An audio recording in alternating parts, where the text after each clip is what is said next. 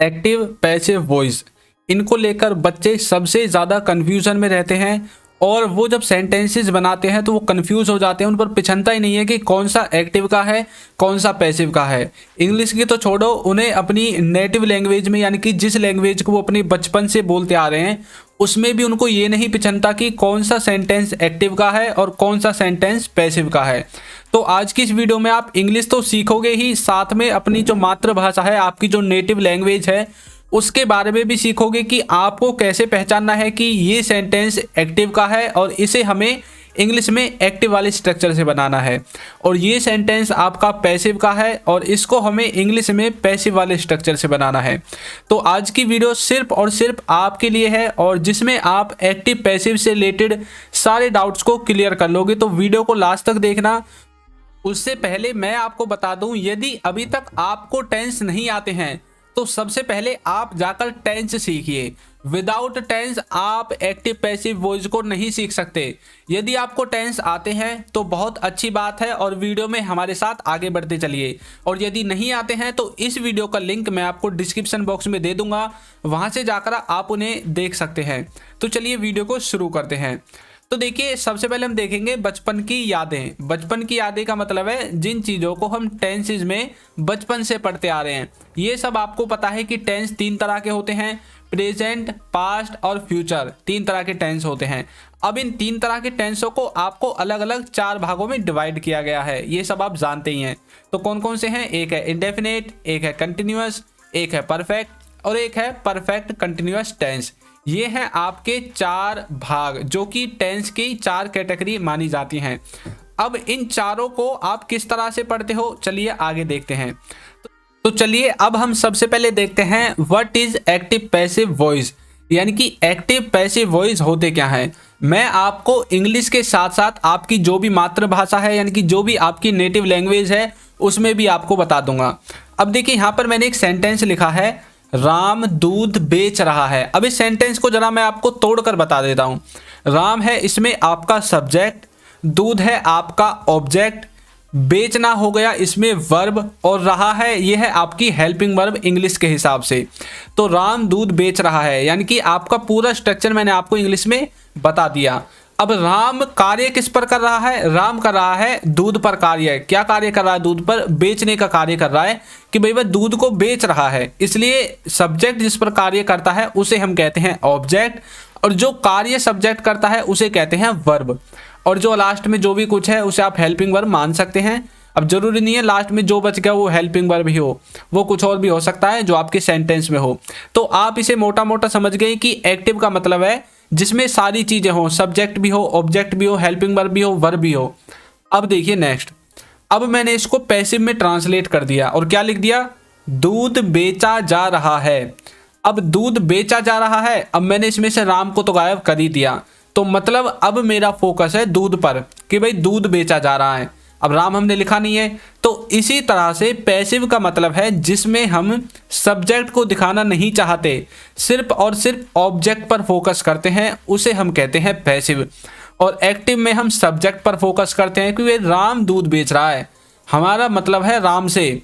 अब यहाँ पर श्याम लिख सकते हो, घनश्याम लिख सकते हो, रामू, जो भी आपको बोलना है वो आप लिख सकते हो, लेकिन पैसिव में हमें ऑब्जेक्ट पर फोकस करना है कि भाई दूध बेचा जा रहा है।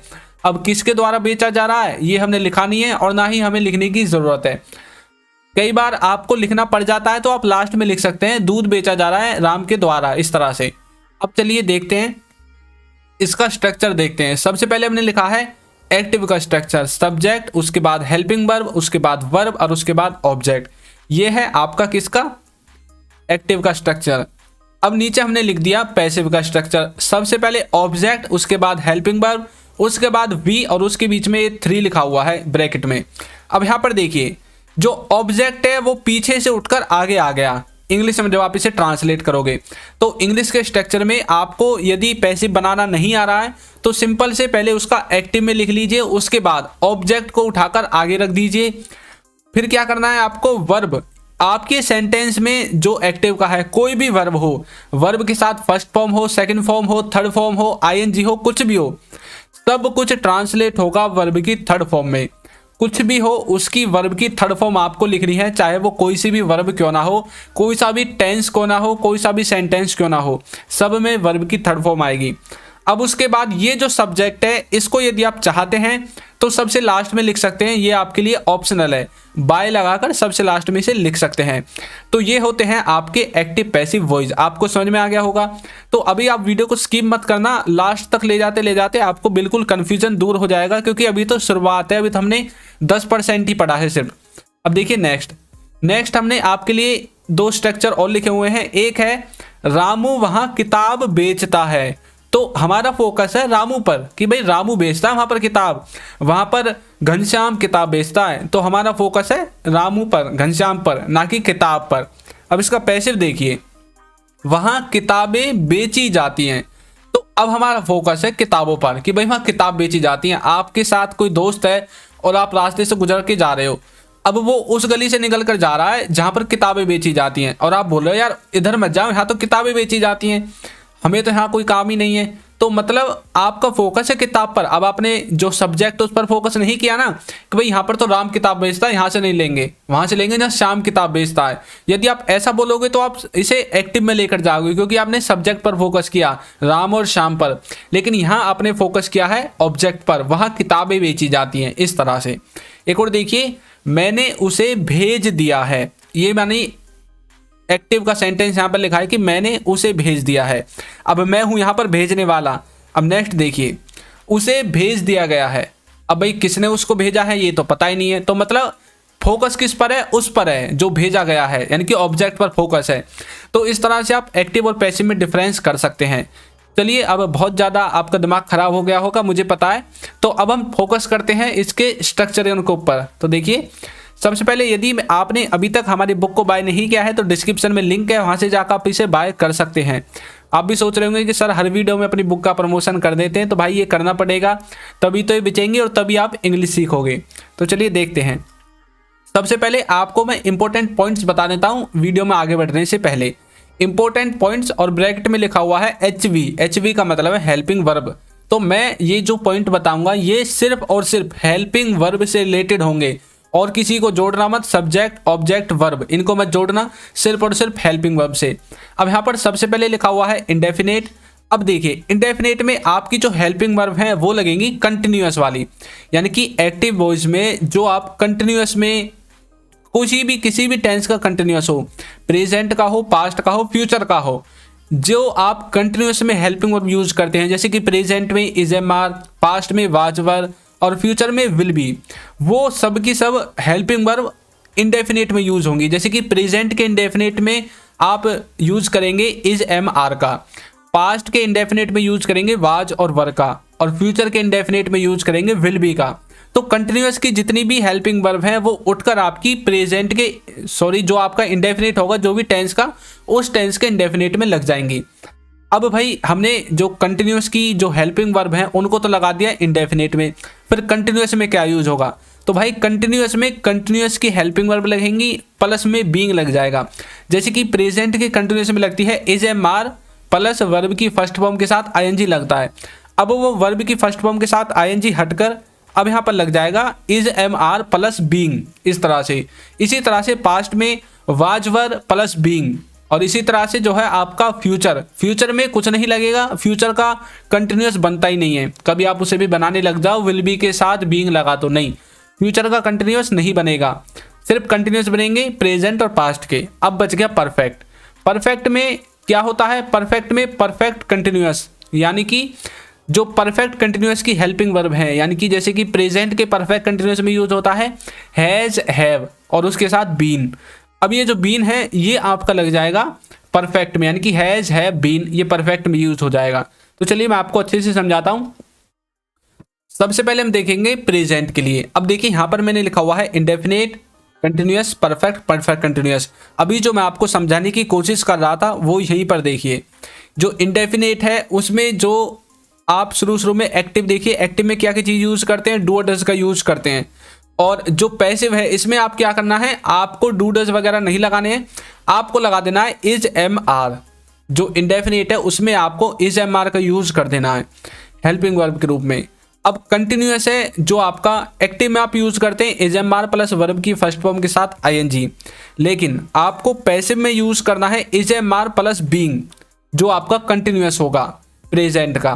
परफेक्ट में आप हैज है और वर्ब की थर्ड फॉर्म यूज करते हैं सिंपली, लेकिन अब आपको यूज करना है हैज है प्लस बीन। और एक बात हमेशा गांठ बांध लो कि आपको इनके बाद में हमेशा वर्ब की थर्ड फॉर्म लगानी है, कोई आईएनजी वाईएनजी नहीं लगेगी और ना ही कोई वर्ब की फर्स्ट फॉर्म आएगी, सिर्फ थर्ड फॉर्म आएगी। और परफेक्ट कंटिन्यूअस आपका बनता ही नहीं है किसी भी जो है टेंस का। तो चलिए नेक्स्ट देखते हैं। अब हम देखेंगे पास्ट का।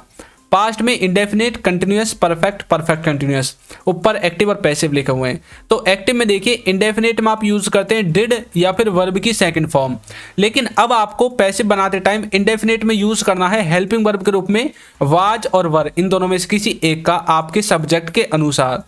कंटिन्यूअस में आप यूज करते हैं एक्टिव में वाज वर के बाद वर्ब की फर्स्ट फॉर्म और आईएनजी, लेकिन पैसिव में आपको यूज करना है वाज वर प्लस बीइंग और उसके बाद वर्ब की थर्ड फॉर्म। इस तरह से परफेक्ट में यूज करते हैं आप हैड एक्टिव में, लेकिन आपको हेल्पिंग वर्ब चेंज करनी है। देखिए सिर्फ आपको जो हेल्पिंग वर्ब है वो ही चेंज करनी है। अब आपको परफेक्ट में यूज करना है हैड बीन का, और इसमें भी आपका सेम है, परफेक्ट कंटिन्यूअस नहीं बनेगा।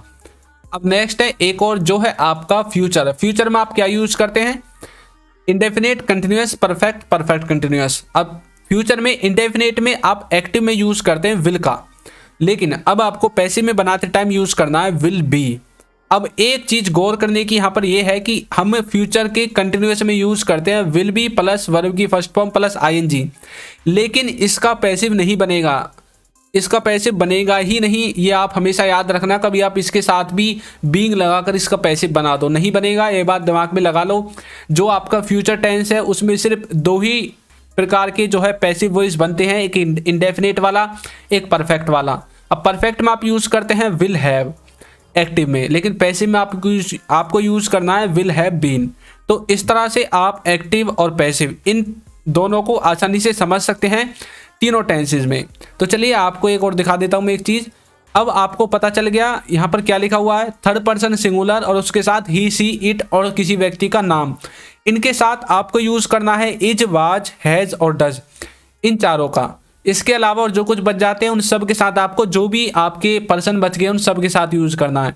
और जो आपका डिड, हैड और विल, ये आपके सबके साथ यूज होंगे, कोई रेस्ट्रिक्शन इनके साथ नहीं है। तो आपको समझ में आ गया होगा इज, वाज, हैज, डज किसके साथ यूज होगा, और जो नीचे है विद ऑल यानी कि डिड, हैड, विल, ये सब किसके साथ यूज होगा। तो आपको स्ट्रक्चर भी समझ में आ गए। अब मैं आपके लिए कुछ एग्जांपल्स लेकर आया हूं जिससे कि आपको और समझ में आए। देखिए एक्टिव में मैंने लिखा है रामू किताब बेचता है, जिसको मैंने अभी थोड़ी देर पहले आपको समझाया था। पैसिव में इसका बनेगा किताबें बेची जाती हैं, इस तरह से।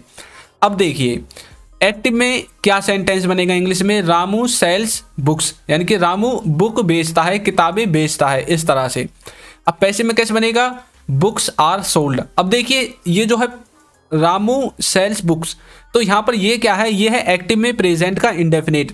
लेकिन मैंने आपको बताया था आपकी हेल्पिंग वर्ब चेंज होंगी, कंटिन्यूअस की लग जाएंगी इंडेफिनिट में। तो अब मैं जब इंडेफिनिट का पैसिव बनाऊंगा तो ऑब्जेक्ट इसमें क्या है, बुक, तो ये आ जाएगा सबसे आगे, यानी कि बुक्स सबसे आगे आ गया। उसके बाद हेल्पिंग वर्ब लगेगी कंटिन्यूअस वाली, इज एम आर में से कोई एक, तो बुक्स ज़्यादा है तो आर का हमने यूज कर दिया। उसके बाद हमेशा वर्ब की थर्ड फॉर्म, तो सेल की थर्ड फॉर्म सोल्ड, तो बुक्स आर सोल्ड। इस तरह से आपको इसे समझना है। तो आपको समझ में आ गया होगा। तो चलिए अब मैं आपकी प्रैक्टिस के लिए आपको देता हूं, दूध बेचा जा रहा है। इसको आपको क्या करना है, कमेंट बॉक्स में हमें बताना है कि इसका क्या जो है इंग्लिश बनेगी और ये कौन से टेंस का है, एक्टिव में और पैसिव दोनों में आपको बनाकर दिखाना है। दूध बेचा जा रहा है, इसको आपको बनाकर दिखा देना है, पैसिव में भी और एक्टिव में भी। एक्टिव में आप लिख सकते हो राम दूध बेच रहा है, इस तरह से। तो दोस्तों आपको वीडियो कैसी लगी है जरूर बताइएगा, और यदि आपको कहीं पर डाउट है तो आप उसे भी हमें शेयर कर सकते हैं। और यदि अभी तक आपने हमारे चैनल को सब्सक्राइब नहीं किया है तो चैनल को सब्सक्राइब कर दीजिए, वीडियो को लाइक कर दीजिए और एक अच्छा सा कमेंट करना बिल्कुल ना भूलें। आज की वीडियो में इतना ही, थैंक यू।